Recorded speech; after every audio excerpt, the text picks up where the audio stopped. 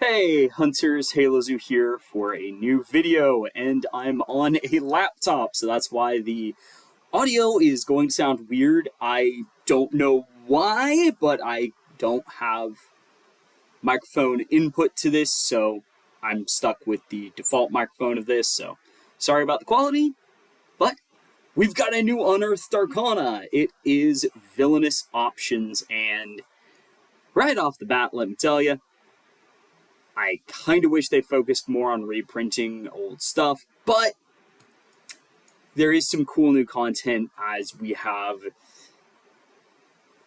some unique new subclasses that are kind of given a villainous lean, as well as a new system for feats, which is very interesting that we'll get into. First off, though, let's start with the Pestilence Domain Cleric.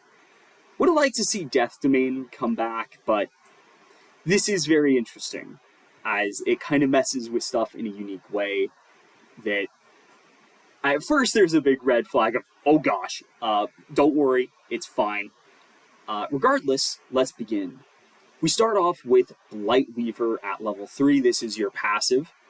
So, you get resistance to necrotic and poison, can't be infected by magical contagions, so nothing amazing, but necrotic and poison are pretty common, and getting both is actually really good. So that's cool. Then we get Rotten Fester, so damage from cleric spells ignores resistance to necrotic and poison damage. Latter doesn't really matter. Usually it's immunity, so you're gonna have to deal with that. But the ignoring necrotic resistance is a bit better, because that one, it shows up semi-regularly. It's a bit more common for the non-elemental damage types, so it is worth having. But then the second part is amazing. When you cast a cleric spell that can deal, or use a feature that can deal necrotic or poison damage, you can swap it. So this is very, very good. So let's say I'm fighting a zombie. Oh, well, it's immune to poison, but I can swap it to necrotic. Or, let's say hypothetically I'm fighting a vampire, and poison would be advantageous here. Well, I can do that. Or it's like something immune to necrotic, but only resistant to poison. So, Rotten Fester is awesome. The first part, it has one part that's not really helpful, but the type swap is amazing. And then we get the domain spells. So, of course they get some stinkers. Detect and protection from poison. Yeah, they're fine. They're spells that's like, you don't normally use them, but they make sense thematically, and they can be nice to have in your back pocket as, oh wait, I need this. Then Ray of Enfeeblement and Ray of Sickness are the two actually good spells, with Ray of Sickness in particular being very nasty when you can get around the fact that it gives immunity. So, while the immunity is still going to affect you to some degree as immune to, it doesn't get around the conditions immunity, but it is nice if you have, like, it doesn't come up all the time, so there is that at least. Then you get Stinking Cloud and Vampiric Touch. Nothing incredible, but it's there. Then you get Blight and Giant Insect, with the former being really powerful. Then you cap it off with Contagion and Insect Plague. So a very thematic list. Nothing super amazing, but it is still pretty nice for what you're trying to do. Granted, this would probably be absolutely insane, but it is kind of weird that you don't get Cloud Kill at all, even though that feels like something that this would get. On the other hand, I kind of understand why they might not want to give Necrotic Cloud Kill casually. Then your channel divinity is Plague Blessing. So, essentially, use your action to put a sort of aura of plague around yourself or a creature you touch. Lasts for a minute, and so just for a minute, they have a plague aura. What's the plague aura do? Well, it is each creature of your choice starts any emanation must succeed on a con save or gain an exhaustion level. Yeah, this thing hands out exhaustion. Now, before you freak out, don't worry. You can't increase it beyond your wisdom modifier. So, if you have 3 wisdom, then you can't raise exhaustion above 3 with this. So you can eventually get to the point of killing someone with it, but by default you can't kill people with it. You can just severely hamper their ability to play the game. Which is really good, actually. So that is possibly... that is a very nasty channel divinity. Yeah, exhaustion is dangerous, and being able to utilize it is incredibly powerful. This might even need to get tuned down, because exhaustion... because if you get 3 levels of exhaustion, that is pretty crazy. Like, I might even double check what... because I think it's... I want to say it's you die at 6, so you can't normally get to the kill people point. But it's still pretty nasty, is giving up to -6 on rolls is very dangerous. So this might have to be nerfed into the ground, because even in its current form, I think it is pretty insane. Not sure, like... they might have to cap it at 1 level of exhaustion and maybe add damage instead. So it's like, oh, it does 1d8 poison or necrotic damage, and then level of exhaustion if they don't have one already. Then, at level 6, you get Virulent Burst. So when an enemy in 60 feet of you is reduced to 0 HP, take a reaction to make it explode in a 10-foot emanation, or a 20-foot emanation if they had an exhaustion level. Yeah, that's crazy. And then each creature of your choice in the emanation must make a con save, or suffer an effect of your choice, either Putrid Shock, which incapacitates them, so just casually shut down a lot of stuff, or just do extra damage to them. Now, my one nitpick is this is an all-or-nothing ability. I'm not the biggest fan of that, but for what it is one of those... this can be absolutely nasty if you get it, if you land it. And then you can use this whiz times per day, so you can't spam it, but you do get a few uses of it, which is very powerful. Then, at level 17, while their channel divinity was very absurd, this is something. So basically, as a bonus action, you can basically make yourself like a pest swarm, essentially. So you're just a swarm of pests. You're immune to being grappled, paralyzed, prone, or restrained. You also have resistance to physical damage, because of course you do. And then you can move through spaces, you get a climb speed. And when you enter an enemy space, they take damage equal to your wisdom modifier. You can only take it once per turn.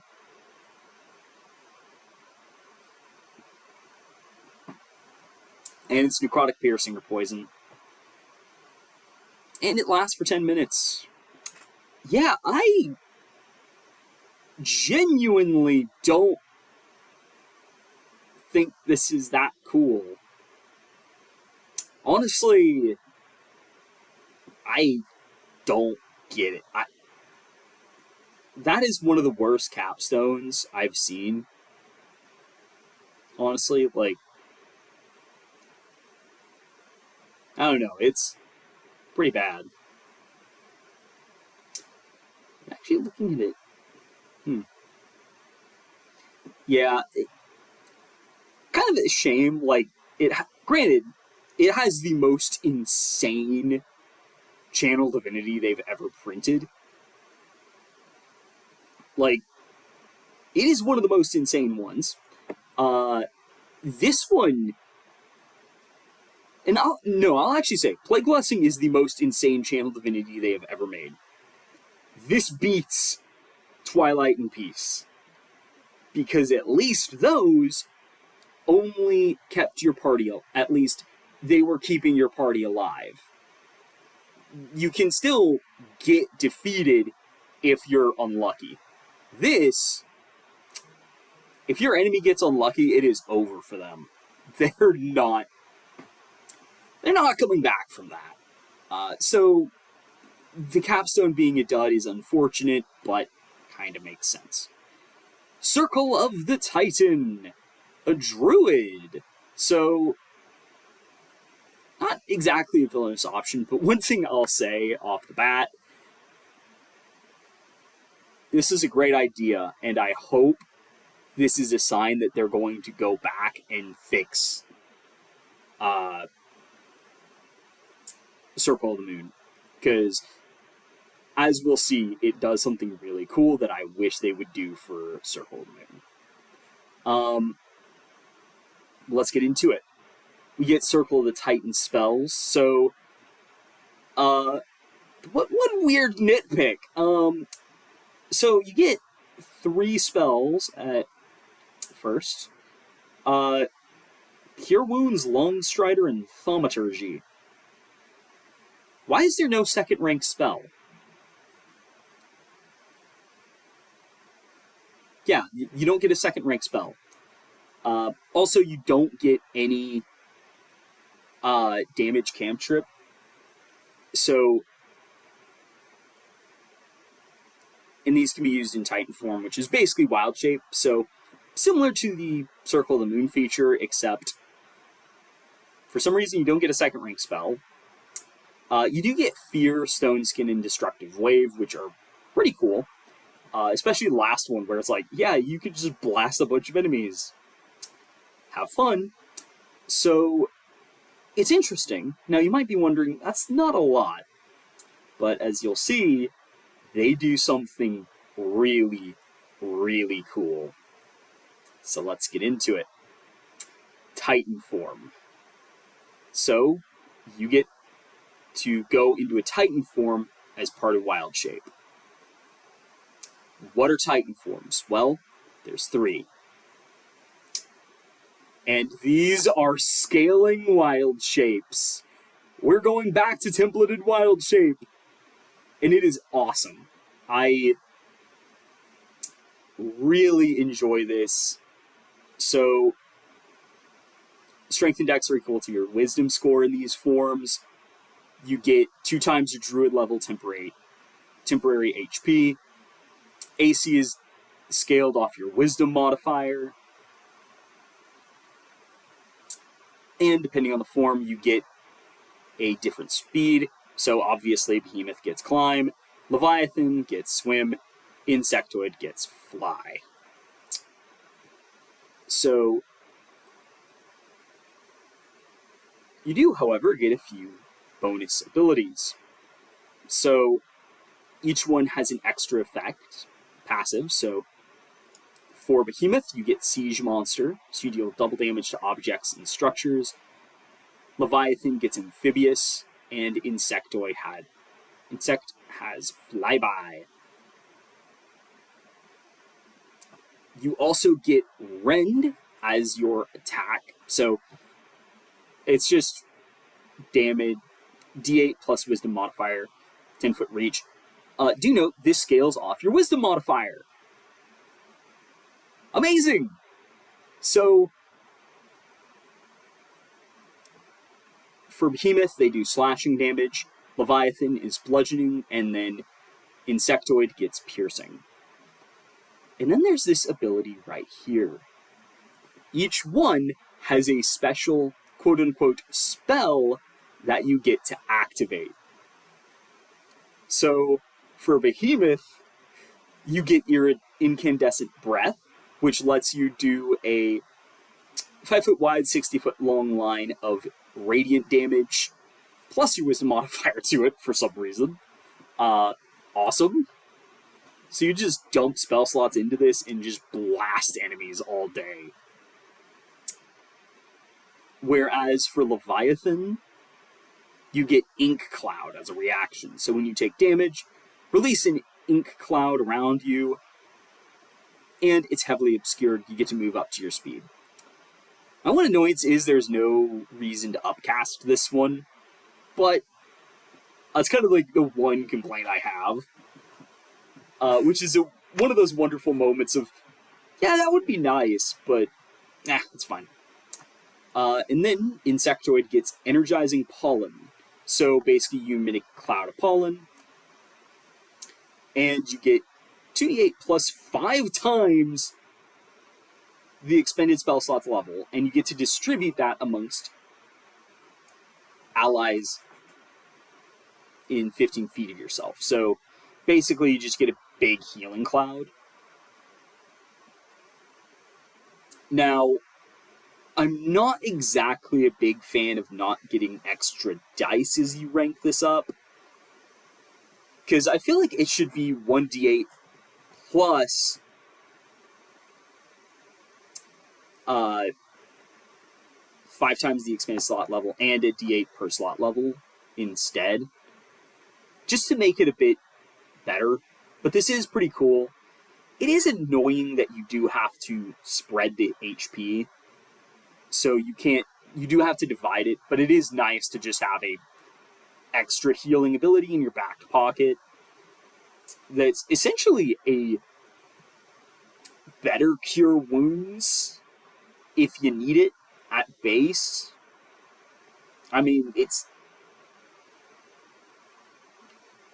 honestly better than cure wounds for other people at first rank. It drops off, but it's not bad.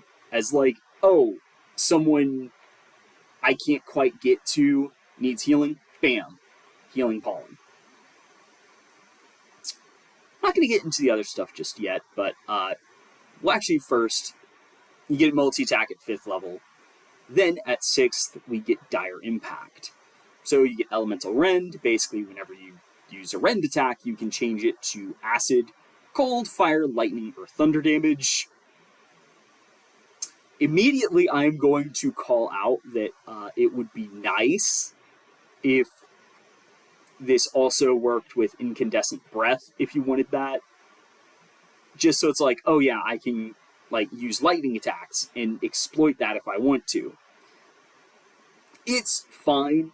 Also, it's kind of weird that you can't do Radiant, so only Incandescent Breath does Radiant. So there is that one nitpick.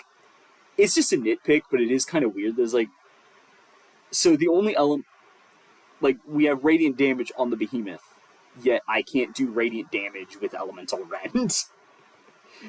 Just a slight weird moment of, that would be nice to have synergy with all the Radiant stuff, you know? Or keep it consistent. And then you get Shockwave. So, basically, you get a bonus action. Basically, when you enter Titan form, or you can take a bonus action later, expend a spell slot and create a 15-foot emanation. Each creature must succeed a con save or get knocked prone. So, pretty cool ability. Then at level 10, we get improved Titan form. So you get an additional benefit, and you can become huge. So you get the ability, you start off large, now you can be huge, then you have above it all, so while huge or larger, difficult terrain from heavy snow, ice, rubble, or undergrowth doesn't cost extra movement. So yeah, you just casually ignore that terrain. So for Behemoth, we get Rampager.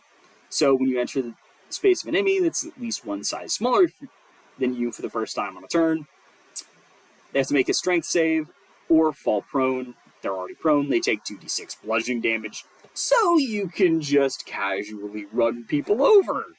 Because why not?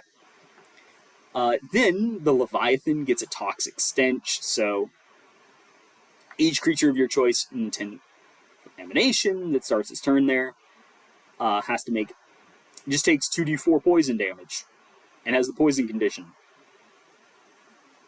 And it's con save, yeah. So, yeah, that's very powerful. And once again, though, I will say, kind of weird that I can't make it my attacks poison with Elemental Rend on this, because it does poison damage, but oh well. And then Insectoid gets Hive Mind. So you get to basically communicate telepathically.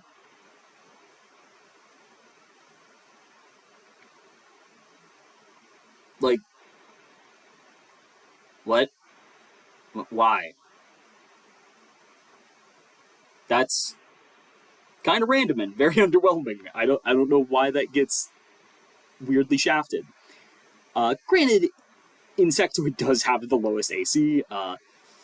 Actually, quite low AC, but you do get flight, so there is that. Yeah, that's kind of weird, actually.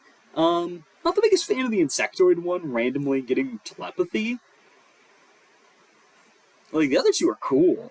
That one's bad. Then, 14th level, you can become Gargantuan. So, that's awesome. Then, once per turn, when you're huge or larger, hit a creature with Rend. You can grapple them. I honestly feel like this one should be, like, any form, but it has to be a creature smaller than you. So, you can grapple them. And then, while Gargantuan, you can also swallow. So as a bonus action, while Gargantuan, choose a larger, smaller creature grappled by you, has to make a strength save, or you swallow them. It gets blinded and restrained, as well as grappled. Total cover against all attacks from outside your stomach, but it takes 2d8 acid damage at the start of each of your turns. You can swallow up to whiz creatures per day at a time. You do have to use your concentration on it. Otherwise, you regurgitate the creatures, so that is actually a very cool ability. I kind of like how it plays into, oh yeah, you're concentrating on the people in your stomach. So there is that, at least, where it's like, well, they do have to worry about being... You do have to focus, but yeah, you can just swallow stuff if you want to. So this one is very cool. I hope they come back to Circle of the Moon and go back with this sort of, oh yeah, you get a basic attack that uses your wisdom, and the armor class and attack scales with wisdom. Just because that's currently the one problem with Circle of the Moon that persists is it would be nice if you could use your stats.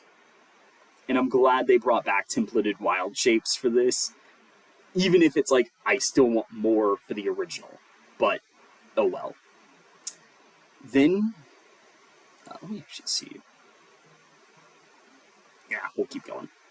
We'll do it all in one video. So next we get the Hell Knight Fighter. So basically you just have diabolic abilities. So we get Diabolical Gift, you get Devil's Sight, and Devil's Tongue. So you get Infernal for free.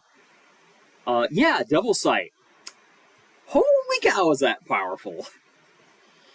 It is not easy to get, and is one of the most powerful things you can get for dark stuff. Like, I'm in a campaign where we're in the Underdark, and it is a constant thing of, oh yeah, you have Devil Sight on my Warlock, so very cool to see it here.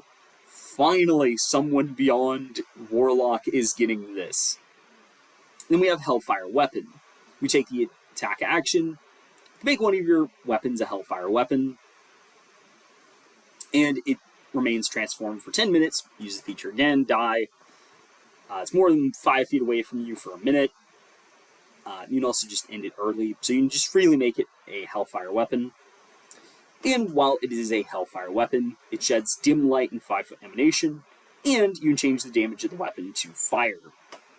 So, nothing amazing outside of Elemental Adept shenanigans. Yeah, Elemental Adept Great Sword, anyone? So, there's that. But then we have Infernal Wound. So, I'm not the biggest fan of how they word this.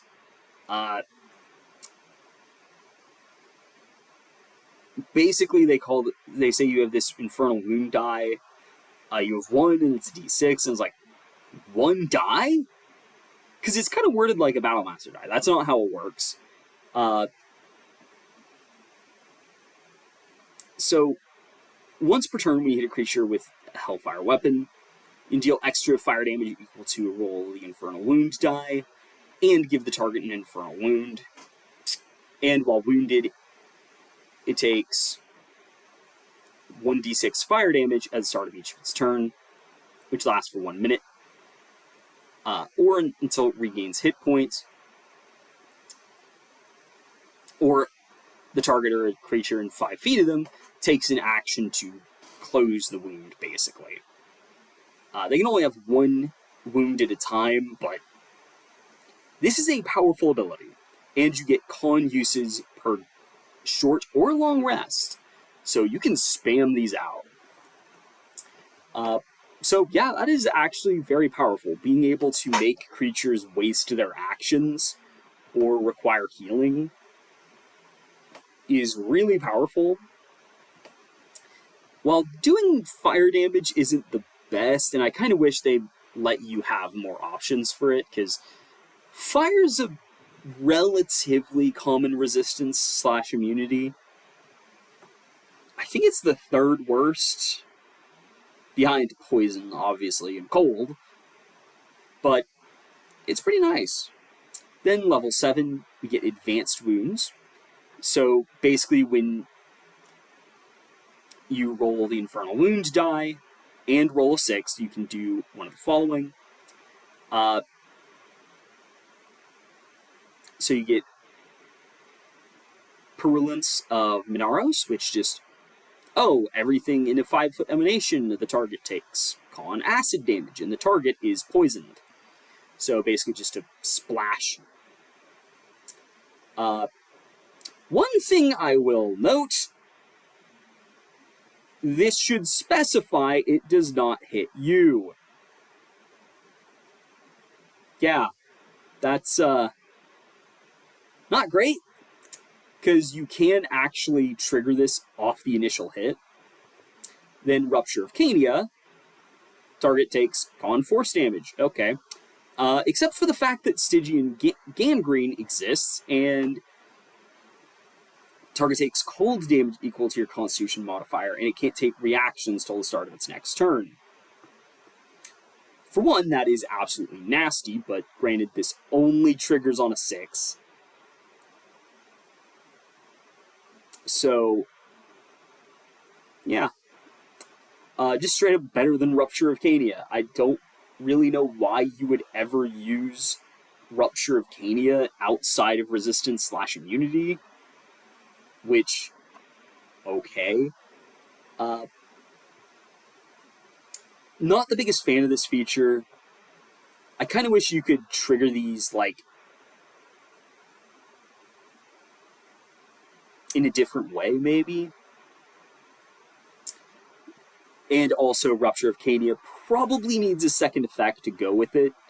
Just because the other two do have extra effects, it's the only one that doesn't. I'd also maybe make it where you can instead swap the damage to Acid, Force, or Cold. And each effect has a different...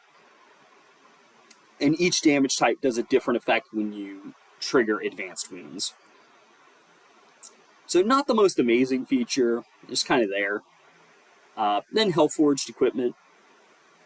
You get fire resistance while wearing an armor or using a shield. So you just have resistance. It's just, you have resistance to fire, except in very specific circumstances. I'd maybe even suggest just make this flat fire resistance. I don't see why this needs to make you jump through hoops for it. So then, Unholy Fire. Basically, your weapon attacks and fire features ignore resistance to fire damage. You needed it one way or another, so that's nice to have, which really helps save this subclass from being a bit too one-note. Then, level 10. When you use an action surge while wearing armor using a shield, you can superheat your equipment and just blast Hellfire in a 10-foot emanation. Each creature of your choice in 10 feet of you has to make a Dex save with the DC based off your Constitution modifier, or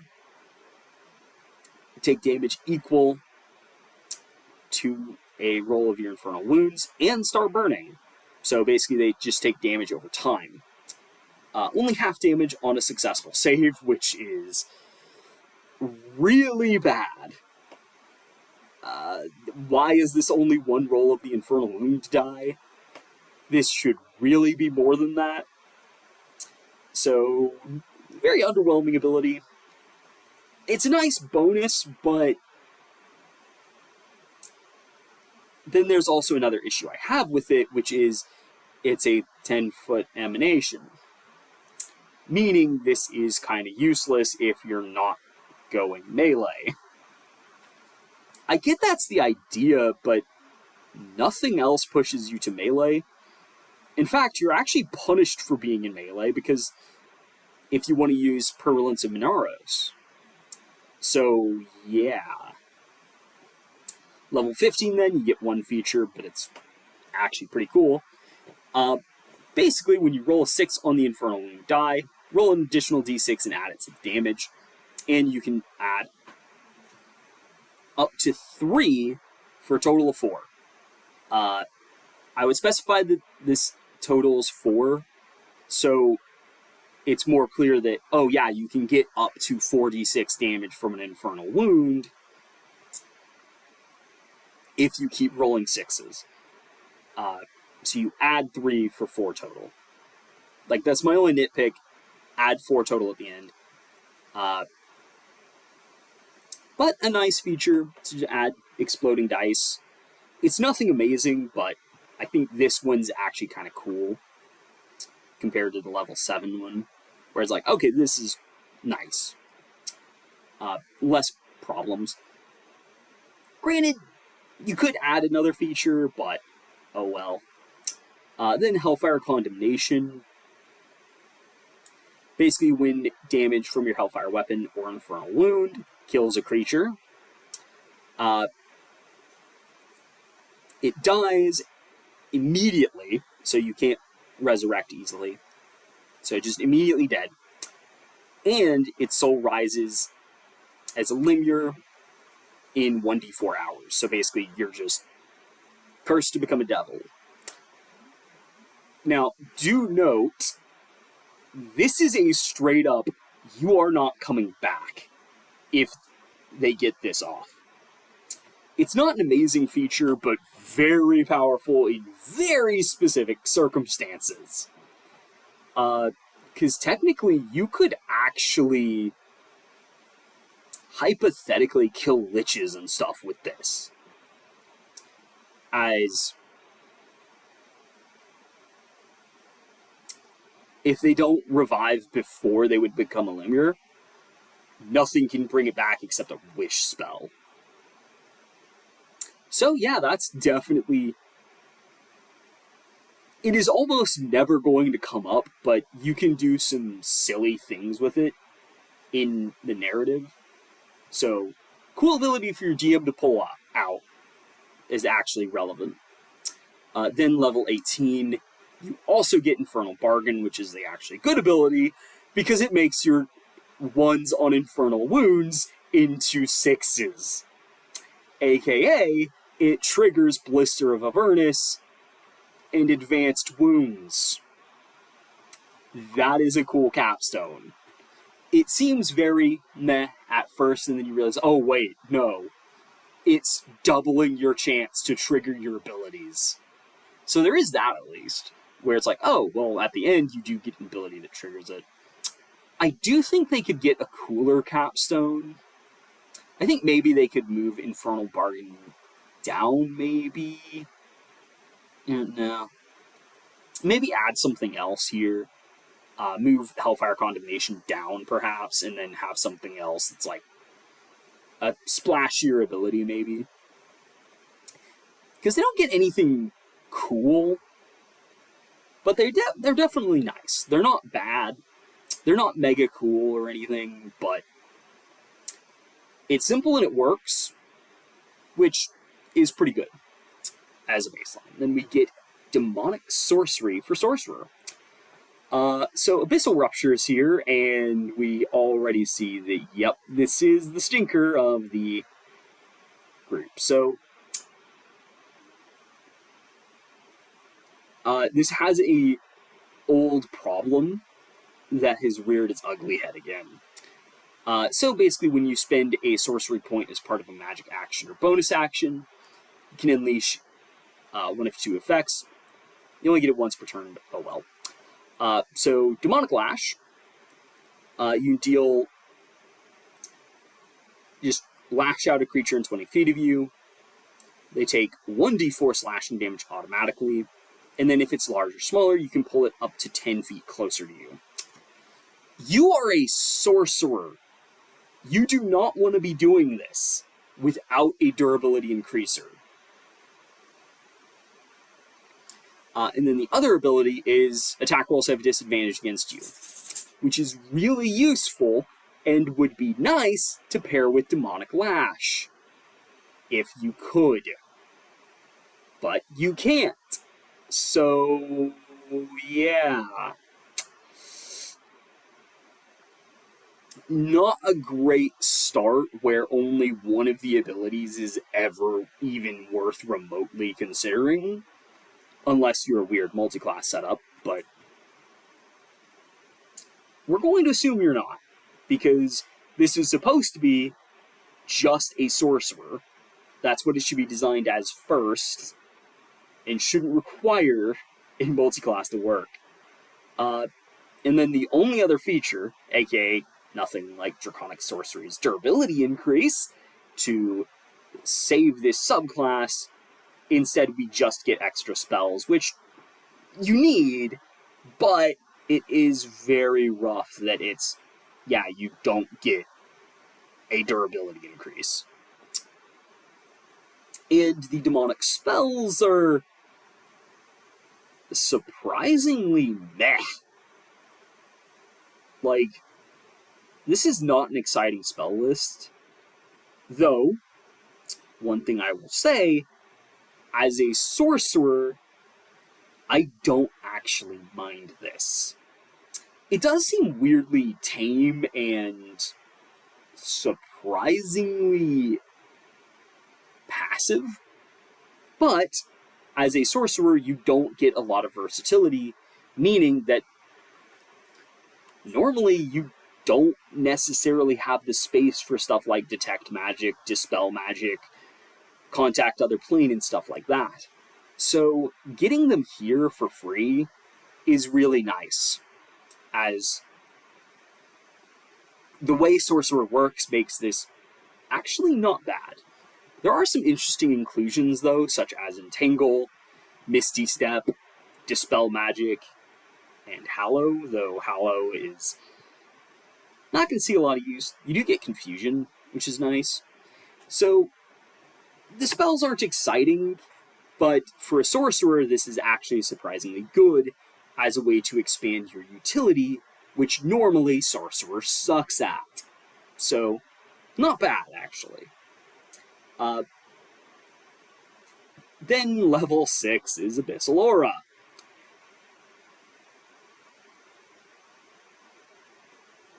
Basically, you can just activate innate sorcery and you get a 10-foot animation with a random effect.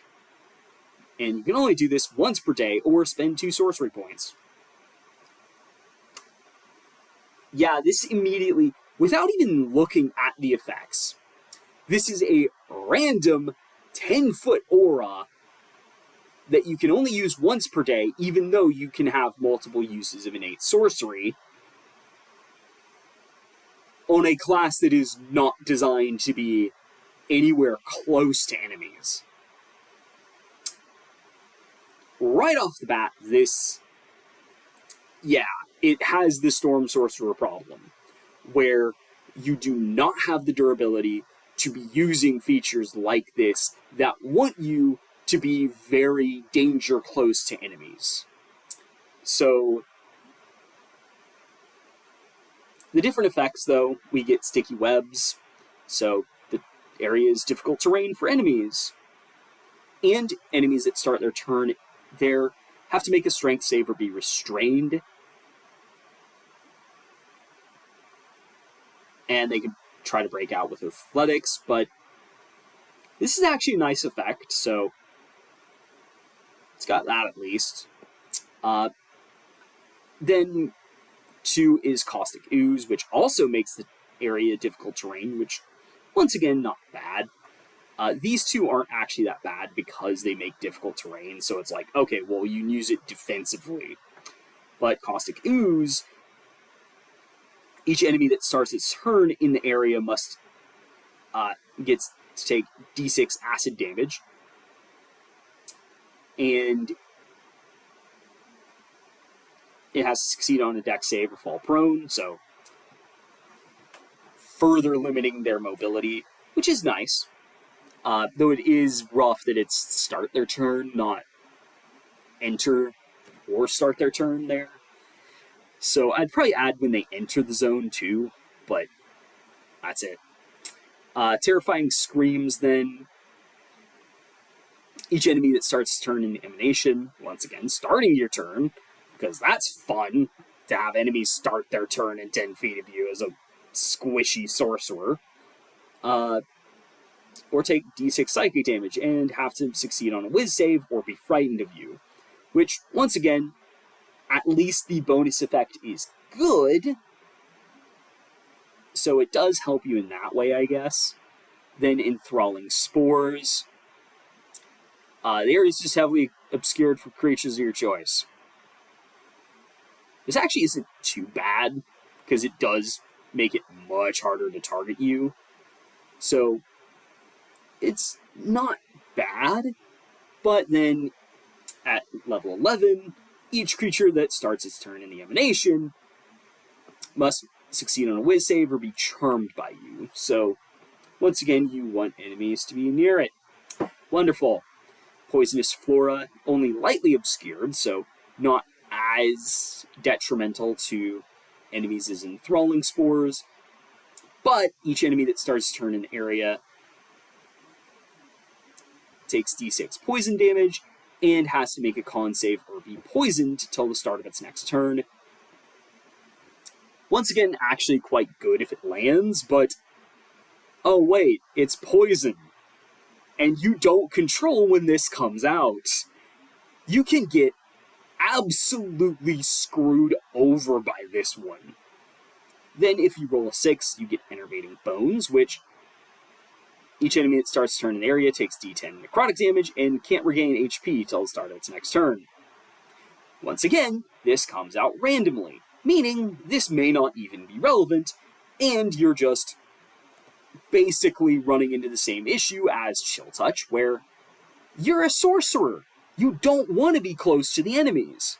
And this does not buff your durability at all. So, yeah. I get what they're going for, but once again, this needs more durability. Because if you get hit at all, or, worse yet, start getting targeted by saving throw abilities and AoEs, you're kind of screwed. You don't have the durability to back this up. At 14th level at least, you do get Aura Expansion, which does at least give you the 20-foot aura. So,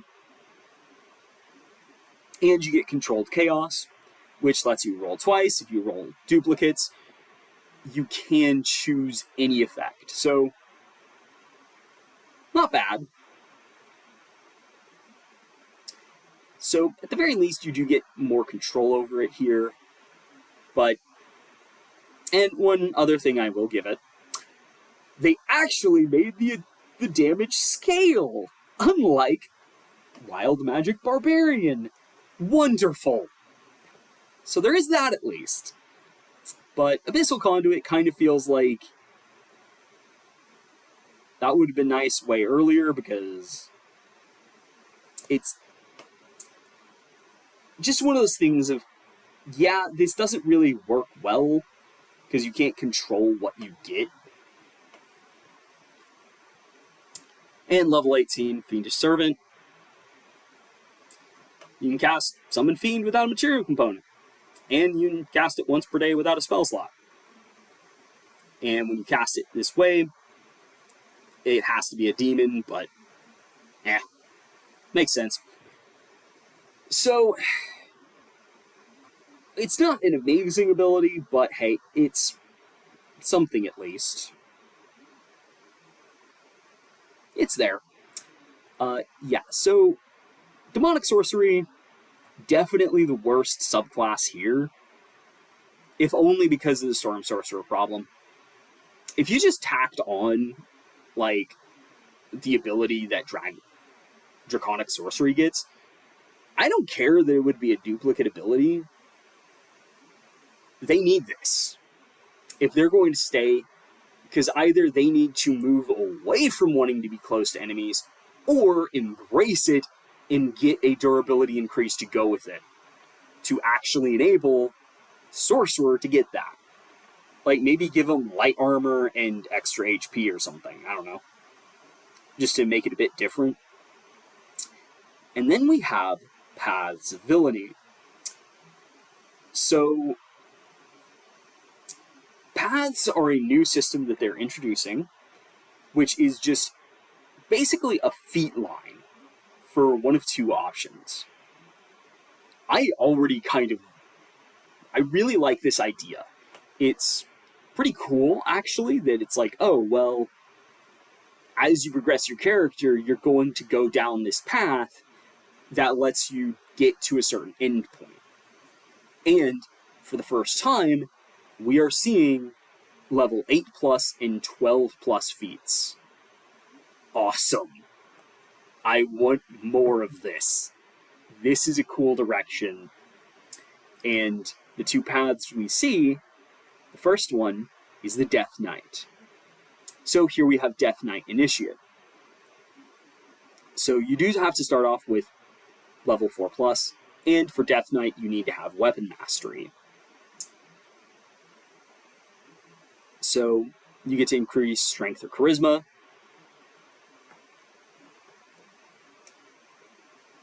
And then you get Death Points. So basically you have Proth Death Points per day. And the various Death Knight abilities key off of Death Points. So we start with Dread Strike, which gives you Wrathful Smite. When you cast it through Death Points, though, the target has disadvantage on the saving throw. So basically you just get really buffed Wrathful Smite.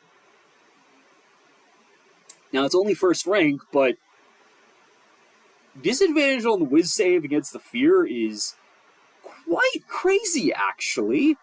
Yeah, that's very powerful. So then we get Dread Authority as... So, from Death Knight Initiate, we can then go into the rest of the Death Knight feats. So, Dread Authority is the first of these feats we can choose from at 8th level. Or 6th if we're a fighter. This buffs Con or Charisma. Probably Charisma, because... So you do get a choice of secondary stat here. Then we get Dread Command. So... Though I will say it is kind of annoying that you can't further increase strength with this. And the base one doesn't let you increase Con, even though some of them do care about Con. But oh well.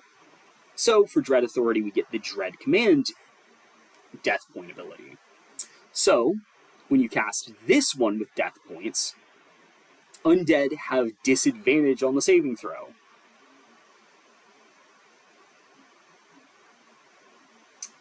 Yeah.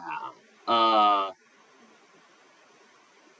one's really bad, actually. I'll be honest. Yeah, that one really needs a different writer. Like, Wrathful Smites is insane. This one... What? And granted, like, the Wrathful Smite one probably needs to be nerfed, let's be honest. To either be... They only have disadvantage on the initial save. But, yeah. Very opposite ends of the power scale. So then, Harbinger of Doom gives you Strength, Con, or Charisma, the ability score increase that the previous two probably should have had, that all the feats should have, actually, in my opinion. So this one gives you access to Bane, and when cast with Death Points, it's buffed to a d6 penalty to attack rolls and saving throws. Ability checks still subtract a d4. This one actually is a great rider, and is very powerful. Yeah. Granted, you don't want to have too many path feats, because, at least for Death Knight, because you only have a limited number of death points. So, by this point, you only have, at most, 3, by the time you're probably getting this. So then the next two require level 8, so you can't get these at 6th level if you're fighter. So,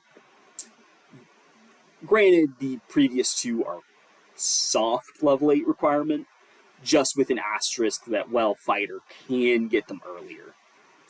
But Deathly Presence gives you the Fear spell, and when you cast Fear, creatures that fail to save take 2d6 psychic damage.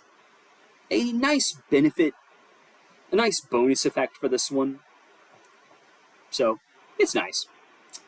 Then we get Unholy Steed. So, this only buffs Strength or Con, for some reason. And we get Find Steed.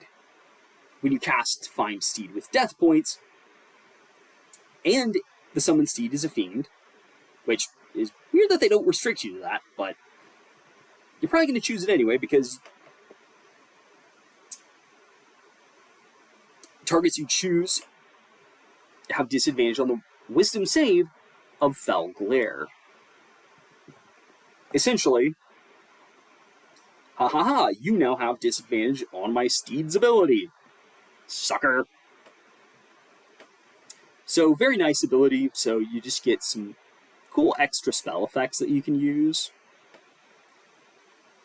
Granted, the death points are going to be very spread thin on this one, but it is nice to have Find Steed as just an extra ability, though I will say it would also be nice if you could upcast it. By default, at least. Because it is kind of annoying that casting with death points is actually detrimental because it doesn't scale. That's the one nitpick I have with it.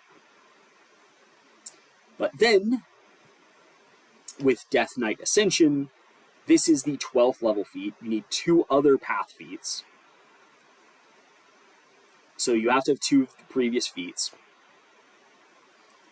Though, I believe you only really need to get 1, so basically you can choose Dread Authority, Harbinger of Doom, Deathly Presence, or Unholy Steed.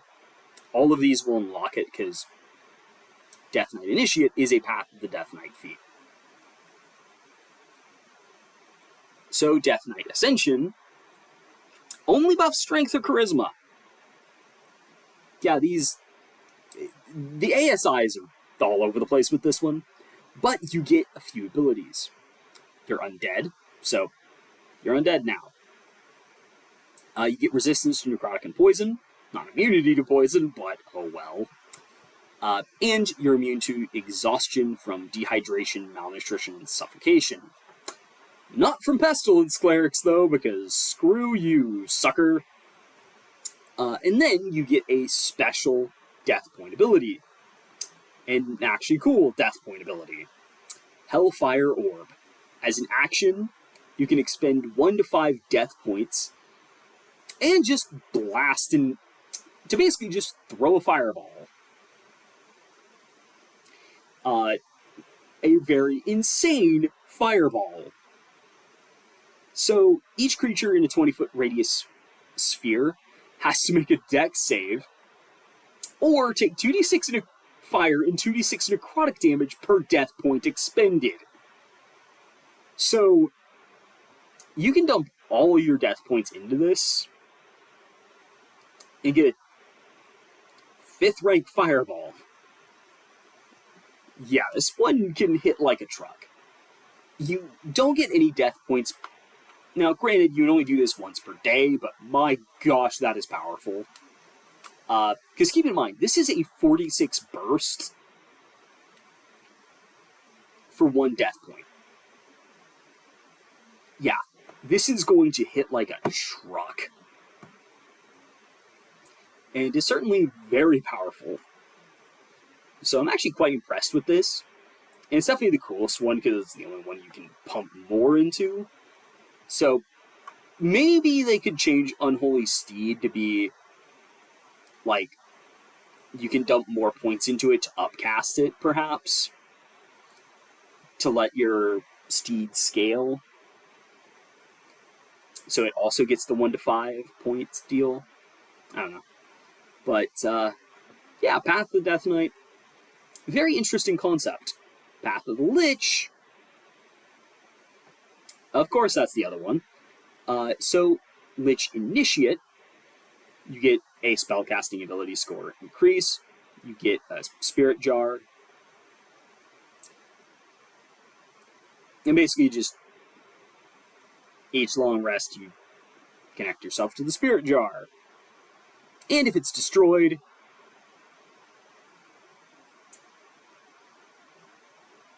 you get 2 exhaustion levels and can't use Soul Siphon. What's Soul Siphon?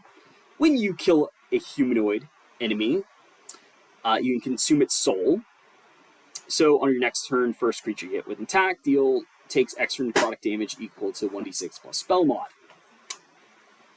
And creatures consumed this way can only be restored by True Resurrection or Wish. Right off the bat, this sucks. Only limiting it to humanoid enemies is so bad. It's really bad. I kind of wish they made this just anything that isn't a construct, specifically. Like, constructs are undead. Maybe add Fiend and Celestial, but basically just anything except limiting this to just humanoids. I get the flavor thematically. This is having a lot of issues, though.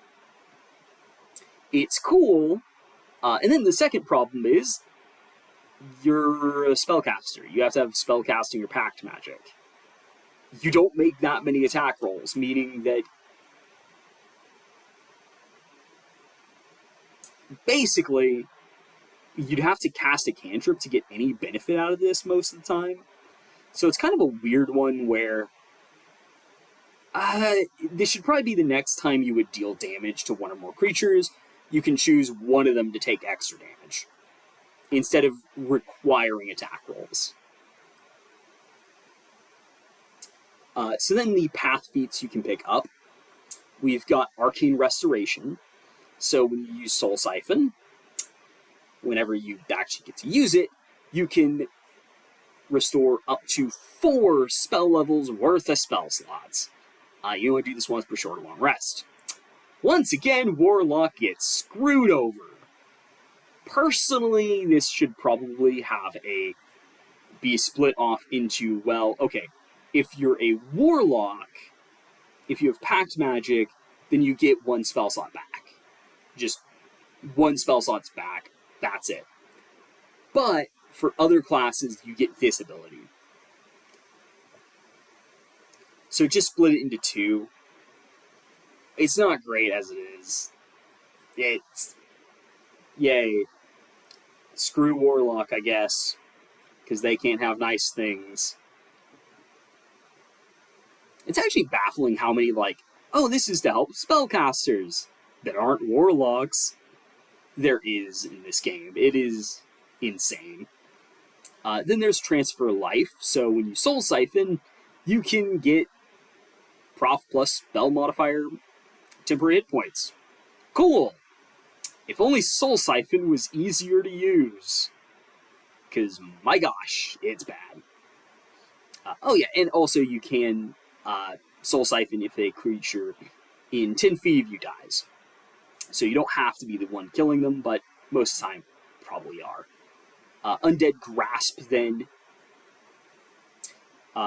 Chill Touch for free.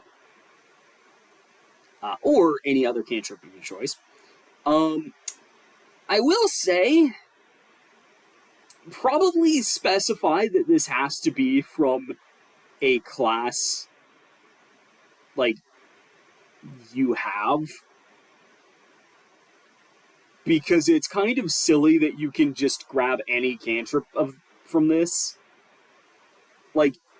You could be a cleric and grab Eldritch Blast with this. Yeah, that is pretty silly. Granted, you need to already know Chill Touch, but if you get Magic Initiate at first level, and then get Chill Touch through it, or just have it naturally from your class, oh my gosh. Also, kind of sad that Chill Touch sucks. If only this was not 2024 Chill Touch, because it's bad. But the extra effect is actually pretty cool. Basically, when you hit with Chill Touch, you can expend a spell slot, deal extra necrotic damage equal to the level of the slot expended, and the target has to make a con save or be paralyzed. That is actually really cool. It's just a shame that Chill Touch kinda sucks now. Well, no, it doesn't kinda suck. It does suck now. It is definitely the worst melee attack spell. Because, yeah, they really screwed it up, but oh well. Then Lich Ascension. So at 12th level, you get this. They don't have any level 8 feats, weirdly, but oh well. Once again, you become undead, resistance to necrotic and poison damage, and you can't gain exhaustion levels from dehydration, malnutrition, and suffocation. And you get Frightening Gaze. You get Fear, always known and prepared. And you get to cast it for free, spell mod times per day. Yeah, that is very powerful. Granted, this is at 12th level.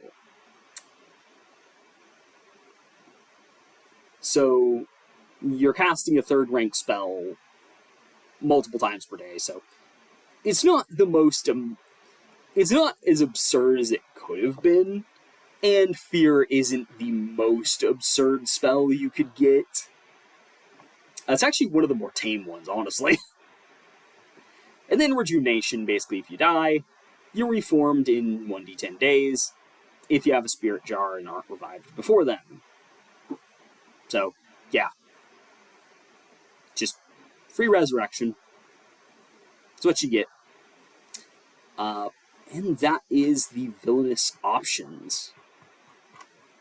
I'll be honest, the path system is very cool. The paths need some tuning, but I do like the idea of the path feats, and I'm interested to see what they do next with these, because it's actually pretty cool, and I'd like to see more that aren't like Death Knight or Lich, and are actually like conventionally good characters. Now, granted, you could play as a Death Knight or Lich that's good aligned, but still. Demonic Sorcerer is bad. Hell Knight Fighter is kind of meh. Circle of the Titan, I love and hope that they change up Circle of the Moon to work closer to this. Pestilence Domain Cleric definitely needs its Channel Divinity nerfed and its Capstone buffed. But overall, it's pretty interesting to see. And I'm interested to see what else they bring in the near future. So without further ado, I will see y'all next time. Halo Zoo, out.